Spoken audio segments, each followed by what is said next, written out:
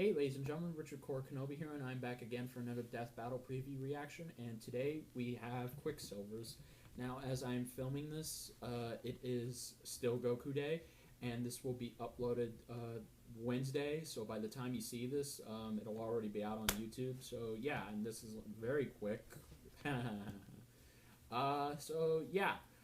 Basically, if you it's very complicated to explain Quicksilver's origins. Not even I can do it justice, so yeah, it's kind of weird, isn't it? Sorry if my voice sounds a little off. I'm a little tired. So yeah, let's go ahead and watch this, and the fight will be out next week.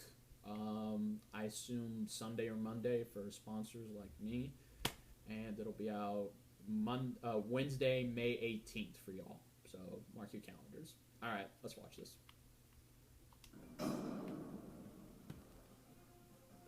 amazing man once said, "To achieve great things, one must sacrifice stability and push one's limit past sanity." And few people embody those words better than Quicksilver. Wait, who said that quote? I did last week when I got my sweet new dune buggy and jumped that lake. No, you just said, "Hold my beer," and drove it straight into the water. Come on, stay on topic. Quicksilver goes fast. Yeah, that's true. And I guess your fake quote kind of applies because Quicksilver's life has been anything but stable. I mean, his origin story is absolutely insanely convoluted. Yeah. Yes, that's what happens when competing movie studios both inadvertently own the rights to the same character. Yeah, don't worry, I got it. Basically, Quicksilver and his twin sister, the Scarlet Witch, were born Pietro and Wanda to a pair of gypsies named Django and Maria Maximoff. But as babies, they were kidnapped by a guy they call the High Evolutionary. He experimented on the two children and then returned them to their parents. Only now they had super cool powers. But Pietro and Wanda were later tricked into believing that they were the mutant children of Magneto, abandoned by their mother and handed off to gypsies by a cow lady midwife. What the hell? You know, it doesn't even matter. They're the kids of gypsies and they have super cool powers, which we'll cover next week in the full episode of Flash vs. Quicksilver. Don't forget, sponsors get to watch it early. Click the link below and sign up with a 30-day free trial to see exclusive content from Rooster Teeth's Achievement Hunter Funhouse and us. Thanks for watching. Alright guys, that's pretty much it. I'm still going for the Flash. It's kind of obvious, isn't it?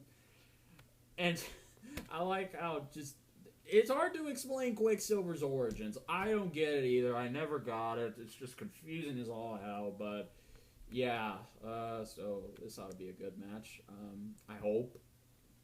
And yeah, and that's pretty much it. I don't know what else to say. I mean, it's Quicksilver's preview. That's pretty much all. I like how they don't go into his powers. And again, yes, unfortunately, Quicksilver does have multiple origins disorder because he's owned by both Fox and Marvel. But because Marvel had to kill him off for X-Men Apocalypse, yeah, that's actually the reason.